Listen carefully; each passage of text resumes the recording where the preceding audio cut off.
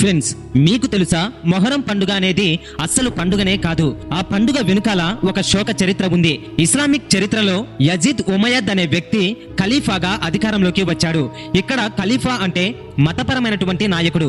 ఇతను రాజుల కంటే భిన్నమైన పాత్రని వహిస్తాడు. ఈ యజీద్ అనే వ్యక్తి యొక్క పరిపాలన చాలా దురాక్రమణలు కలిగి ఉండేది. ఇస్లామిక్ సూత్రాలకి విరుద్ధంగా ఉండేది. కనీసం త్రాగడానికి నీళ్లు కూడా అక్కడి ప్రజలకి ఇచ్చేవాడు కాదు.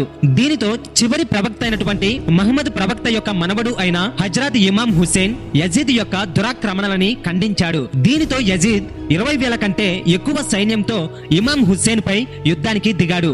కానీ ఇమాం హుస్సేన్ యొక్క సైన్యం 72 మంది మాత్రమే ఉన్నారు.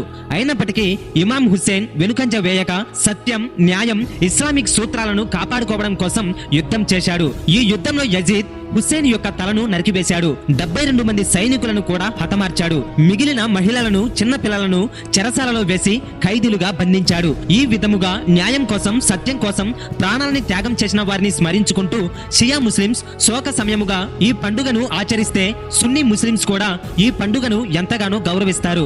మీ విలేజ్ లో కూడా ఈ పీర్ల పండుగను జరుపుకుంటున్నట్లయితే ఇప్పుడే కామెంట్ చేయండి, లైక్ చేసి ప్రతి ఒక్కరికి షేర్ చేయండి.